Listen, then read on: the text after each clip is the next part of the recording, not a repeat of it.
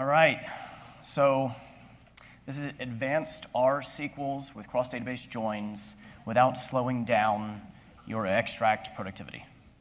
If you're not here for that, good, because I don't even know what that means.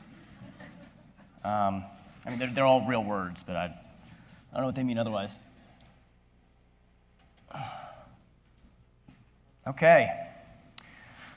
So welcome. I'm happy to be here in front of you guys. I do finance at Tableau. I've been there 3 years, so I know a little bit about the product. This is 101, so I'm not expecting any hard questions. I think that should have been in the notes. All these presentations are going to be recorded and able to be distributed and downloaded and all that kind of stuff afterwards with the video and the slides. So if you want to take pictures, you can, but it'll just be easier to download them afterwards, just so everybody's aware. Okay, so this is Tableau for the finance professional, kind of 101.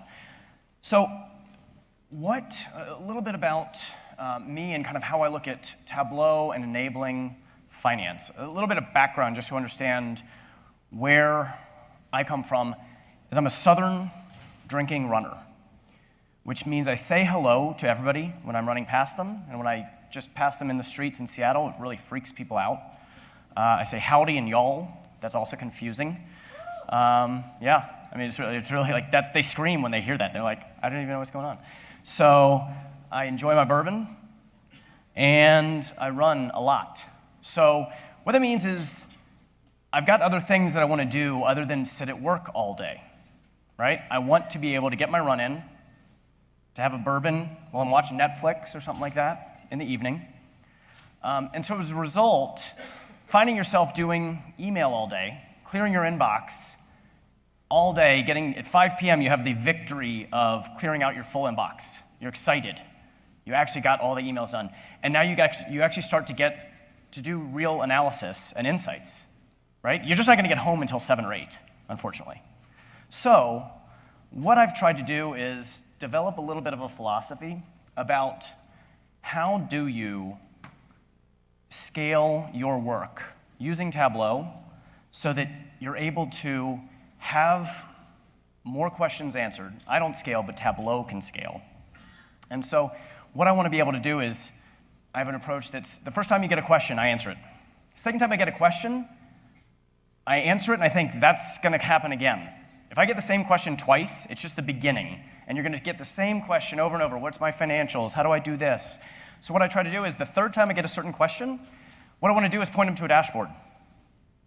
There you go. It's all right there. Find it, like, you can get even deeper insights than you could get from playing email ping pong with me all day. I'm happy to do it. It's kind of fun, but it's not the most productive use of time. And so what I try to do is develop ways in which people to self-serve, to dig into the data, to dig into the analysis, which both enables them and will enable you to get more done during the day and get some of that real analysis done that you want to do. So, as I said, my name is Brad Robinson. I'll do questions at the end. If you would, step to the mics, but I'll repeat back for the recording as well. So, with all that said, what my kind of mission statement, they wouldn't let me put this in the official notes for the program, but I call this Make Evenings Great Again, right? This could be your running shoes, your bourbon, your kids, your Netflix. Maybe you want to play with Tableau on your own data at home at night. That's awesome.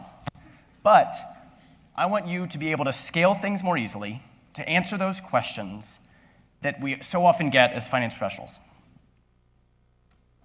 Okay. Random show of hands on who has received the question, what did I spend, from any of your business partners? Okay, it's most people. If you didn't raise your hand, I don't think you do finance. When you get those questions, you think, that's great. You want to know what the answer is. When I don't get those questions, I think, crap, they're not even thinking about what they're spending. It's not because they know it. It's because they're not even thinking about it. So when I get this question, it's like, this was 6 months into Tableau. We didn't have systems. I work with a marketing group. Very variable spend. They put on this conference. It's all kinds of POs and vendors, and nobody knows what they spend. It's crazy. So this is what I got from one of my business partners, right? Can you tell me what I spent? Well, yeah, check out this dashboard. Okay, that doesn't look like that fits. Okay, did you look at this? Do we think we know why? Well, I'm not sure. Maybe we need to do more we need to do more digging. Let's set up some time that we can like really go through the numbers. That's great. That took like 3 days. And I was like, wait, we should not be doing this to find out your finance information. So, what I want to do, financials are on the left, right? Your natural accounts, your categorizations of different balances in foreign currencies, subsidiaries, those are all great, and they help us file, file your Q3s and your, 10Ks and all that kind of. Most of our business partners don't care, right? They want something that's inviting to them that they can kind of play around in. They don't want to be intimidated by the numbers. So that's what I try. I try to turn the left, the forgotten lot, into the playground. So I've been working on an analogy. If you got a better one, let me know afterwards. But a crosstab, and I specifically did not center it, just to accentuate how ugly it is. A crosstab is very comfortable, right? It's like your old bathrobe that's like 10 years old. And it's really comfortable, and you wear it, and it's worn, and you know where the pockets are, and nobody wants to see you in it. And nobody wants to wear your bathrobe, right? And so this is kind of how I think about crosstabs. They're comfortable. Use your crosstab. That's fine. But when you're thinking about giving data to other people, you can have the numbers, but the crosstab's not the way. So it took me months to get there myself, so what I want to talk through is how to do that conversion of the forgotten lot to the playground, how to make that enabling, some of the tools, right? There's some companies that probably have your actuals and your forecasts and your budget all in one place, and it's really clean. Let me know. Like afterwards, come up to me and I'll come work with you. It'd be amazing. Like your job has got to be really easy. For everybody else, you take view lookups and you're bringing Excel spreadsheets together, and it's hell, right? So using Tableau to join your data together so that you've got everything in one place, so you don't need to send people. I mean, how many marketers that I work with are going to answer, well, can you pull up your budget and then pull up the actual? No, bring it together, join it together in Tableau, then filter, right? It helps people if they see the huge lot with the playground. It's 5 miles wide. They don't know where to start, right? Filtering helps both. Helps people focus on what they can control and what they can influence, but it also keeps away distractions, right? It can be, kind of a data security thing as well. Grouping things, you're going to have, every quarter you close and you've got 10,000 entries for employee reimbursements and other travel and, accruals and just a mess of entries. Grouping things together so that at the first view that you're looking, you can see a summary view, right? And then you can dig in deeper. But without grouping, you're not showing that first level introductory kind of view. Lastly, translation. I have business partners who know the words depreciation, accrual, amortization. I don't think any of them actually know what they mean, but they know their words and they tell them to me, and I'm impressed. And then I tell them, you don't need to know that stuff. Just do your job. Just do the event, and I'll figure out all the amortization schedules, right? So that translation is critical to help people figure out what they really need to know. Okay, so you saw the actuals, that ugly crosstab. How do we do something with that so that we can enable people, your business partners, to really get in and start getting comfortable with doing analysis? Adri, you saw that email there, she wants to know why she spent more than she thought. That should be pretty easy, right? You join it all together, piece of cake. All right, you start here, right? You start with your actuals. And what you do is the first part is, do you want to even show everything? Do your filters. Set up the data so that you know exactly what you want people to do, where you want them to look. Database filters, if you don't use them, start using them. It's efficiency, it's focus, It's fantastic. So, what do? We're looking at our expenses, right? So what you're going to do is, if I look at my expense types, I'll show you here. When we close a month or close a quarter, you've got a whole mess. You've got all kinds of invoicing. You've got accruals. You've got employee reimbursements, right? Bringing everything together so that it's in a macro view starts that process of simplifying the data and making it digestible.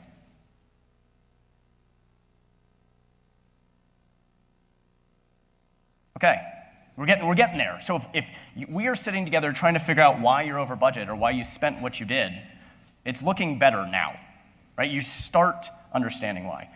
Unfortunately, I have overhead in here, and that's like accrual. That's something that I don't want anybody to try to figure out. It's like a post-close entry, right? And their heads spin. So, you do more filtering to get that out there, and then you look at your forecast and actuals. So, you forecasted 48, you spent 49, 50,000. Okay, that's pretty close. Most of us would probably stop there. If it's a lot of our business partners, they say, good enough, right? And I say, yeah, we're probably pretty close. I mean, can you just do the secondary check to see if is it just because you estimated everything exactly right? You forecasted everything right? Because that'd be incredible.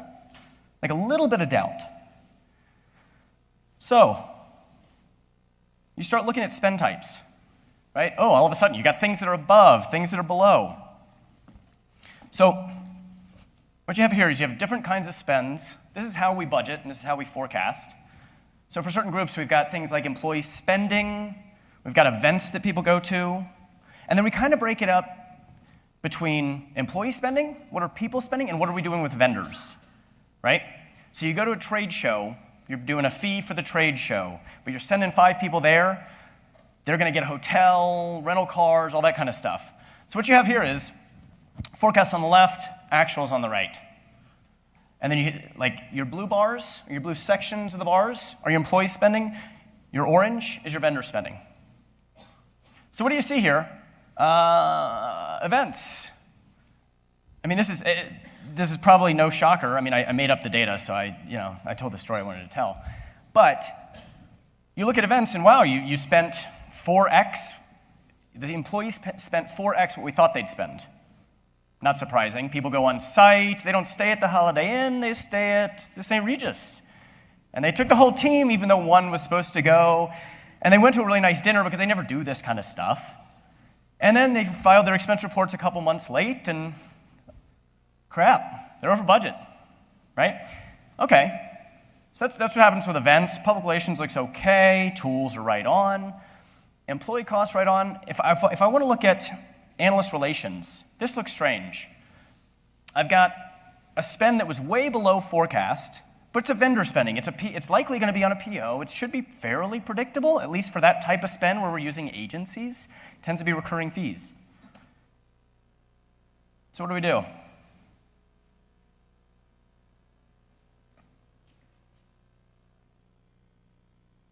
right.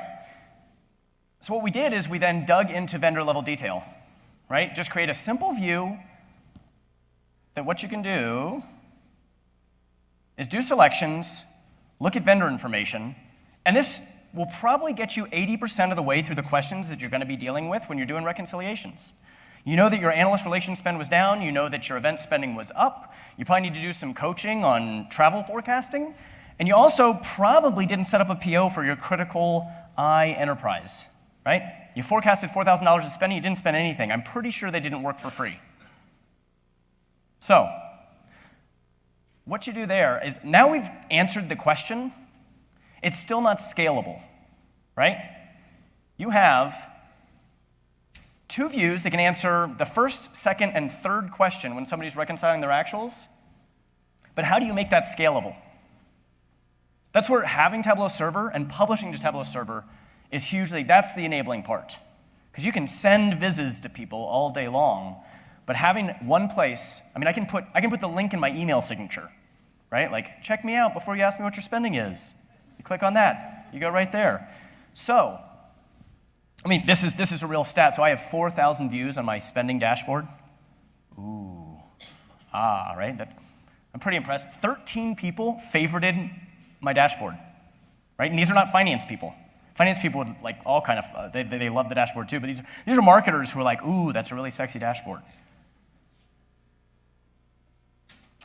You can also look at, hey, so we were over on T&E, right? Nobody's looking. I have a view on T&E. Nobody's looking at it. In the last 3 weeks, my views are like 2, 3, right? So that's the kind of stuff that you can keep an eye on when you're publishing up. You're showing and enabling people to explore on their own, and you can see who's looking. That's awesome. All right. Example 2. So that was the first, so what I did there is I took, before moving on, Adri had a question that everybody has. Quickly create a dashboard. Make it simple. Do the translation, do the filtering, do the grouping so that you can answer the first question, what did I spend? And the second question, why? And can I start troubleshooting that? And then publish it up. And then every time you get that question, you have an answer already. Now you're getting into the questions on how can I better forecast my T&E, right? That's a better question to be asking and answering than, I don't know what my number was. So, second example, we had somebody new join our marketing group. She's a product marketer. She's great. She's really enthusiastic about following the process and asking questions, which is awesome. So this is not where's my analyst like I can't find him. This is where's my analyst because I'm supposed to hire 2 or 3 people and there aren't any positions on the website. So what happens here is she emails, I say, well, does recruiting have it? I mean, I don't know. What about HR? I mean, I'm kind of like teasing apart what are the steps that you need to go through to get something open? Are we in step 1 or step 2 or step 3? She says, I don't know. I mean, she's new. That's reasonable. And so I'm like, oh my gosh, we have a huge opportunity. I mean, number 1 is somebody doesn't know the process, right? Just you can educate the process. And step 2 is, well, what's the status? What's going on? How do I, again, self-serve? So what we have is, we've got a tracker that shows the status of every position, who's touched it last, what the title is, who the hiring manager is, the department, all that kind of stuff, right? We've got all of that in one place. I'm not going to send this. It's not pretty. I mean, this is like a crosstab, right? No. So what we did is we created, it's a basic Gantt chart view, right? And what you can get out of this is, I mean, y'all don't even know what the process is, but orange comes after light blue, and light blue comes after dark blue. And dark blue is scoping the JD, and light blue is getting the level and doing the comp. So you can start putting together what are the steps that need to happen just by looking at this. And then it's pretty simple. You lay out who the managers are, what the positions. So it's kind of step 1. This is just answering the question, getting the process. Once you do this, though, you start getting better information. I mean, everybody's realized that once you start publishing data for people to see, you start getting higher accountability, you start getting people checking and self-serving and becoming more interested and managing their own follow-ups instead of other people checking, right? So the visibility starts creating a little bit more accountability and less Q&A back and forth from various people in the organization. So, actually, before I go here, so what you can do, look at all the positions that are not open, right? So we've got different positions. You can see they're in different stages. So what you can do with this is, when it's open, you know how long it's been sitting there. Very simple stuff. You add tooltips, right? Where does it sit? How long has it been there? Who has the ball? How do you follow up? This way, we have certainty on exactly where it is and the assurance that we can know who to follow up with and keep things moving if we need to. Separately, the director of the 7 kingdoms has been open for 11 days. It's sitting with the comp team because the Iron Bank has no idea how much to pay that guy. I got at least 3 laughs, so I think somebody owes me dinner afterwards. Okay, so what this does, you get the data, and you can start doing better tracking. I can look and say, the average open time for a lot of our positions is 23 days. So somebody says, oh, that's a great idea. You need to hire 5 new analysts to do marketing attribution. Okay, well, wait a month and a half, and maybe you'll actually start recruiting. Right? That's not like the aspirational answer that you want to give somebody when they just got approval to hire. So what you do here is you say, well, okay, can I look at behaviors, and can I look at what's happening? Are there systemic snags that are causing delays in the process? So what you say is, for some managers, for like 11, she can scope the role in 6 days. Okay, that's just saying, I know what the person's going to do. I know, where they'll sit, all that kind of stuff. It takes us 21 days to then say, well, how much should we pay this person? Are they going to be coming in 2 days a week? Are they going to be full-time? Are they a director? How do I think about that role? And then it takes another 4 days to then open the position, do the processing, the back-end processing, right? So if somebody else comes to me and they say, this is taking 40 days. What is taking so long? Well, it's all on the front end. If we start moving faster on one part of the process, we can reduce 70%, 75% of the overall time to open a position. Okay, that's helpful.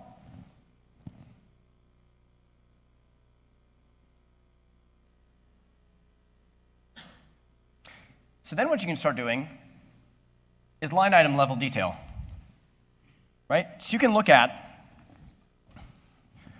where's each position, how long is it taking along each step in the process. Why is that useful? Because I think it's in 10.3, the 10.3 release, which hopefully, maybe most people are 10.3 or better, there's a personal assistant. Right? It was like buried in the release notes. 10.3 had a personal assistant. So what you can do then is enable that personal assistant to tell people, to prompt people when they've been sitting on something. Does anybody know what am I referring to? Alerts, right? So if something is sitting, I mean, they're good for anything, but you can use them, for exceeding sales goal, for spending more than your budget, for dropping lower than your reliability standards, right? All these things that should trigger something so that people are not checking dashboards every day. So what you do is you start setting different triggers and different alerts so that at each part in the process, at each step in the process, somebody gets a nudge that they're sitting in the next step in the process. There's something waiting on their action that's happening automatically. Again, helping you get your run in, get your Netflix in. There's somebody else emailing people. I mean, it's one of the best tools and probably one of the least used. All right, so once you start getting into, if you're getting into all this detail of and hiring manager and employees, a lot of people start getting into, the next question for a lot of people, especially in HR or recruiting is, I don't want everybody to see that, right? You have different people are leaving, maybe we have some information that's proprietary, maybe it's just distracting. I just don't want everybody to see all this stuff, so I'm not going to publish a dashboard because it's too hard to manage who sees what, and I don't want to cause a lot of spin. So I won't go into a lot of detail, but I wanted to highlight 2 to 3 key security measures that will help you enable this kind of publishing when you have that sensitive type of information that you want to restrict.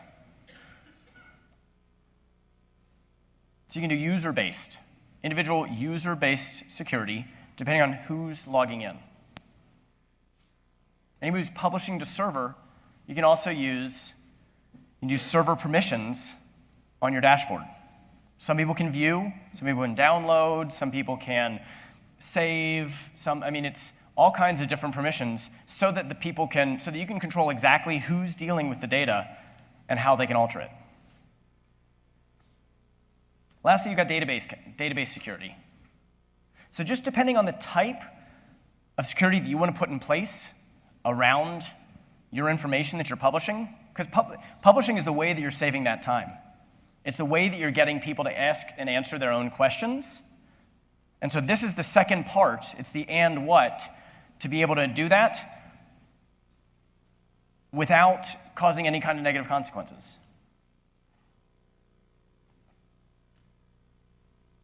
Okay.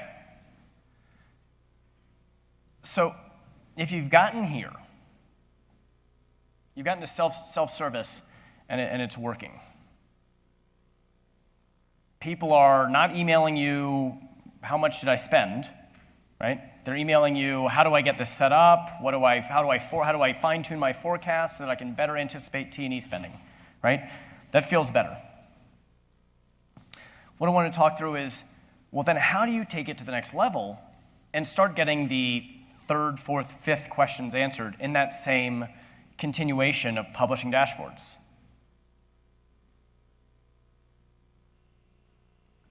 So, here's some other examples. You've published spending. People know how much they're spending. They know the vendors that they're spending with. People want different views, right? Everybody wants a different view on the same data. Okay, seems reasonable. Who can I talk to about this spending? Who can I talk to about, this vendor? Okay. When did it last get updated? The data, my number's wrong because the data's old, right? Maybe not.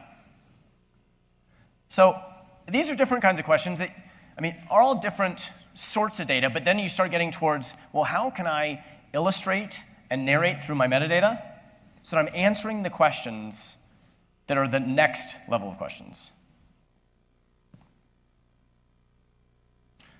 So what you can see is, and when you start publishing, who owns the database? Who owns the view? Who do you contact? It's easy. You can put in username embedded information into your dashboards. You can do update timing. How fresh is this data? When is it updated? Do you feel like you're looking at very updated data, or is the data 3 weeks old, so that you're not expecting it to tell you something that it shouldn't be telling you?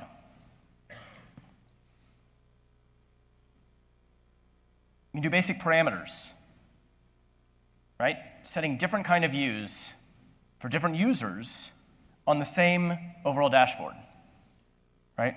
One size fits most. You can do dynamic naming, right? Depending on the view that you're looking at, you can name it differently. You can still do, like we talked about earlier, you can do alerts. When people exceed their forecasted spending or their budgeted spending, do alerts. Do subscriptions. Send this to the key people who are influencing spending every day, maybe twice a day. I don't know what the maximum subscription rate is. I think it's once a day. You could probably subscribe somebody twice at once-a-day triggers. So the way I wanted to think about this is, well, make the data right. Make sure it's the right kind of information, the right kind of spending, like that you validated it. Then make it relevant.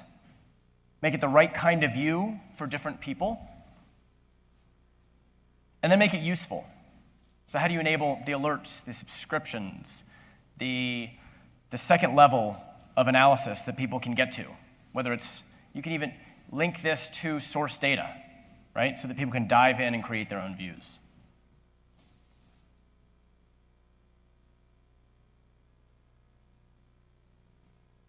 So we'll leave a little bit of time for Q&A. I wanted to take you through just these starter views in the hopes that it could start getting you thinking about how do I take basic questions, basic views, and start answering them in a scalable way. Additionally, if you didn't get all that, you can come back tomorrow. Different room.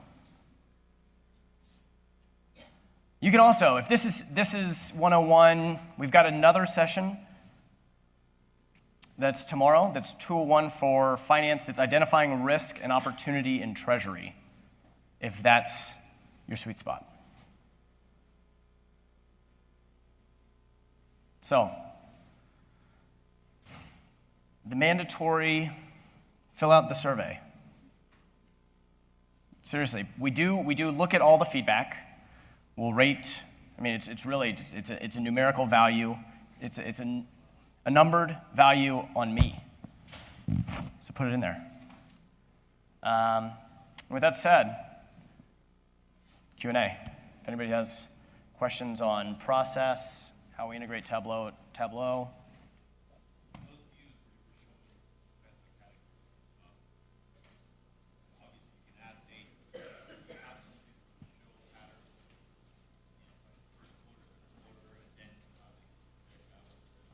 Yeah. So the question is, I don't know if you want to see it or the capability, but yes, we've got, looking at a time view, you can do we have several different views that we'll look at by those elements, by time and spend element. Spend element maybe up and down, and time right to left in our rows. So, yeah, I think that's the natural extension.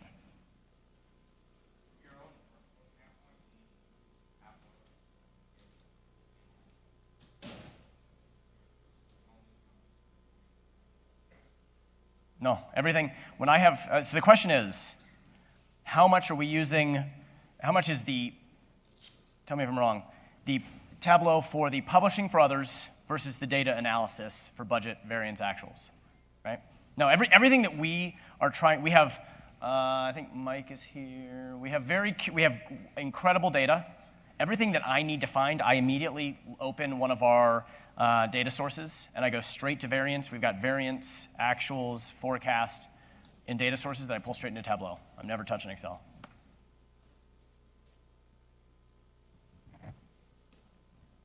In all the sessions I've seen, everything's analyzed on a single kind of way of looking at the financials, which is expenditures or revenues. I need to combine both so that you get a calculation for net income. So how do you handle the visuals for revenues when they're credits in source data and your expenditures are debits? And then you're doing a calculation which represents your profit and loss. Yeah, there are any number of, so the question is, when you're dealing with numbers that are like revenue and expense, right, opposite sign, how do you illustrate that, right? So that you're not showing a big negative and a big positive, and all of a sudden your profit is more than your revenues. What we'll often do is show, you reverse sign, you do revenues, you show them on the same bar.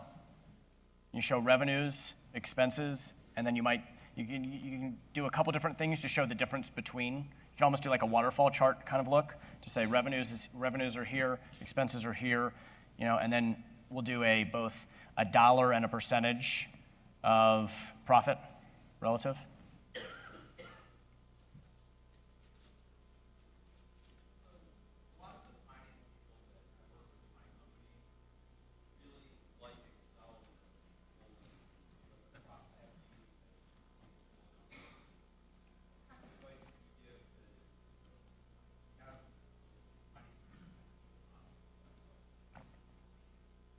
So the question is, the statement is, finance people love Excel.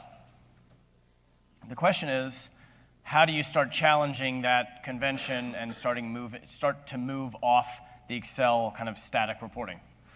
I think the biggest way that you can do that is show what's possible. Showing things like dynamic views and filtering that you're doing that are very manual in Excel. as drop downs and toggles. I mean, like, additionally, doing some, you can do some views, and we've done this a couple times, to alternate between views that show crosstabs and show the same exact information in visual format, whether it's heat maps or bar charts or trend lines over time. And you can even show it both ways and start embedding both views and see if people start gravitating. Maybe you lead with the visual view, and you got to get through that to get to your Excel crosstab. And did you accidentally get that number that you were looking for via the view?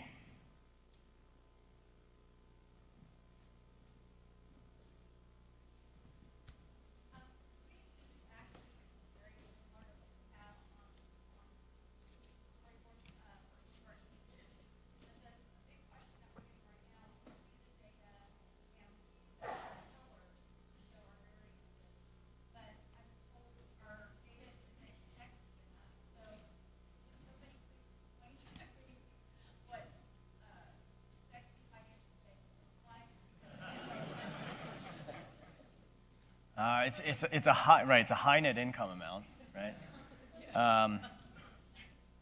No, I think there are a number of ways to do it. I mean, I've done stuff as simple as, I think there are two parts. One is very individual. People do consume differently. And the other is that I think there are just some visual best practices. Using things, doing bordering and coloring in white space. I've gotten a lot better, and this is, our official dashboards that we're routinely going through are very prescriptive in like the amount of white space, the kind of colors that are consistent, that are showing over time. We've got some color palette. I mean, I think those are the kind of the easy things that you start getting towards some things that are just look better the first time you glance at them. And I think the other part is then, how do people process, which is harder. Some people, you could use the exact same data on a line chart and a bar chart, and we have debates in our group to say one guy will use bar chart for absolutely everything, right? And we're like, well, no, you can use a word tree for this. I mean, so there's a lot of different ways that you can serve it up. But I would look at visual best. I mean, you can just look at we've done a lot of writing on visual best practices, on spacing and coloring and when you show trend lines versus bars and that kind of thing. I think those to me are like kind of the table stakes for when you're structuring something, the fonts, the formats, the colors.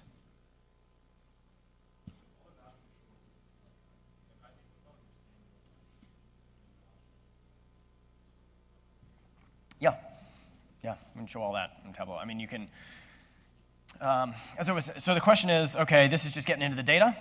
What about income statements, balance sheet, financial statements, and getting that into Tableau? So there are a number of ways that we do that. I mean, the very high level on revenues, expenses, profit, right? That tends to be where you start with a couple bars, and a revenue, and then you just show the expenses as the part of the revenue that it eats up. And then you have the difference there, and then you can start diving. Like a lot of times, what we do is just then dive into more granular. So then you take the next view, you go up and you show revenues, and then you go down. But it's not going to be. There's the admission that it's not going to be a crosstab, right? And you can put labels on everything so that numbers are right in front of you, so that you're not having to look at where it is on the axis, but.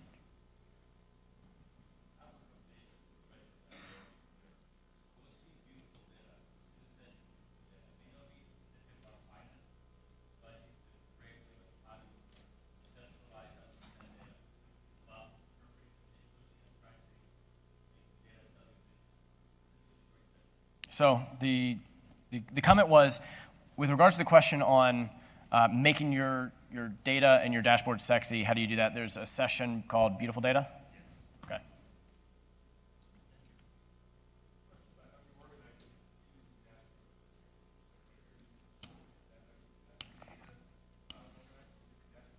No, we'll tend to.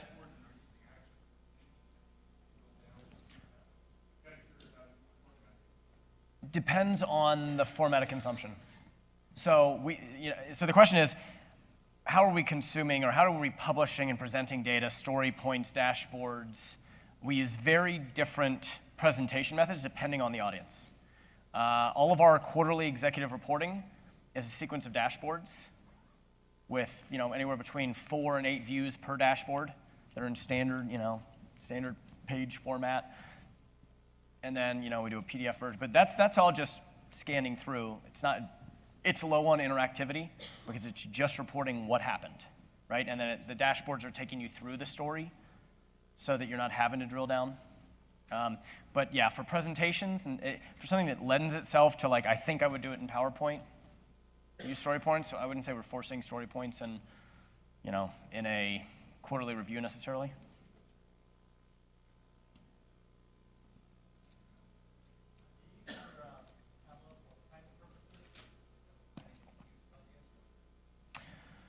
The question is, do we use Tableau for planning purposes? So there are two parts of that. One is, what are we using for inputting? Right? I mean, in essence, that's the 2 parts, right? I might look at the data once I have it in Tableau, but what am I using for actually doing scenario analysis and inputting my forecasts and that kind of thing? No. So you can use parameters to do changes to your forecast, but we use Anaplan in our group. Just as, but before we were using Excel, like so many other companies at the size we were at, where you're just putting everything, you got to have a inputting tool, because Tableau is going to be then reading and manipulating off that data. So we are using it, but we've got a different tool that we're using for inputting.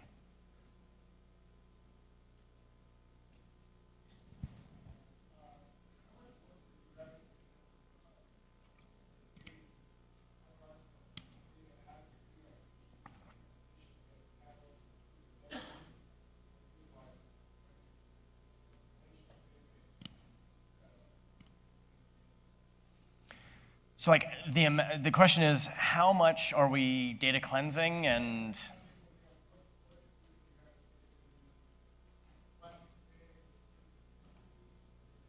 yeah. We have to do a fair amount of that.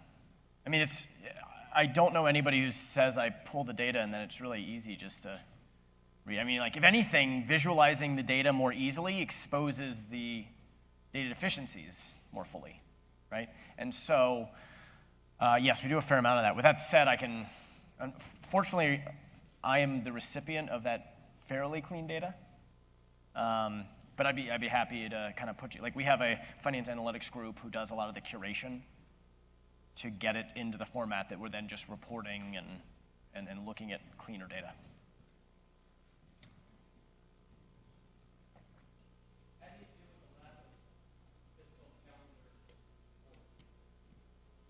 So the question is, how do you deal with lack of physical calendar support? Do you...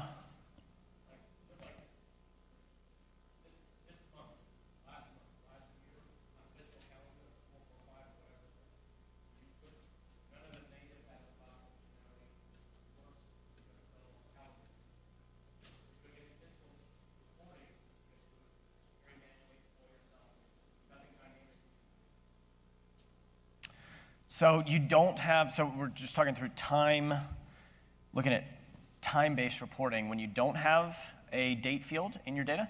No, we created it ourselves, but we show having a dashboard in the audience, this fiscal period versus last fiscal period, the individual days might be different. Mm-hmm. You have to publish it, take down the next period, publish it. Oh. There's no ability to say this month-to-date sales on fiscal calendar. Oh. You can do relative dates. You could do relative date. Well, let's chat. I'd be willing to bet there's a solution. Whether it's a little bit of you're taking it and saying I'm doing it relative to now versus I'm doing it relative to a stagnant date. So latest of this fiscal relative to last fiscal. I think we can do that. We can figure out how to do it. All right, that's the second or third bet of the day.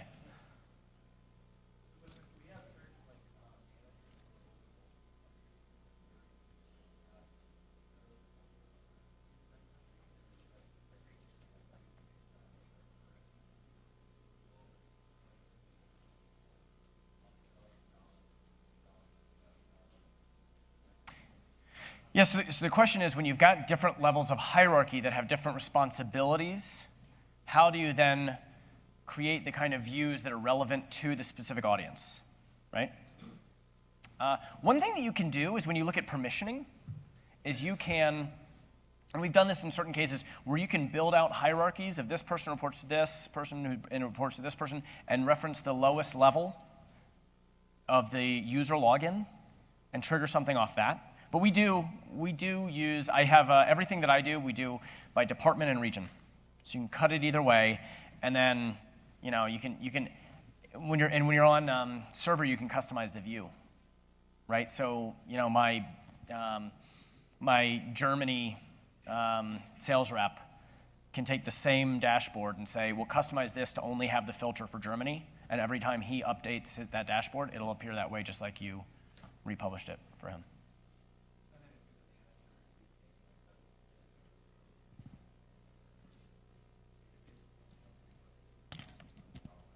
Yeah, so the question is conversion. How do you handle conversion? Typically, what we'll do is we'll just have another published data source that will just have conversion tables, and you'll just reference whatever that latest conversion table is.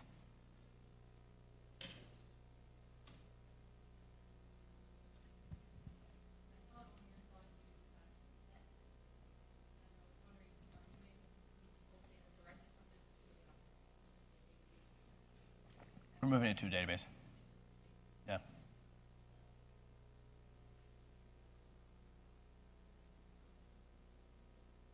I was hoping for I wasn't hoping, I was fearing a really technical question. Okay, won't force it. And if anybody wants to just ask me something one-off or something very specific, feel free. Otherwise, thank you guys for your engagement.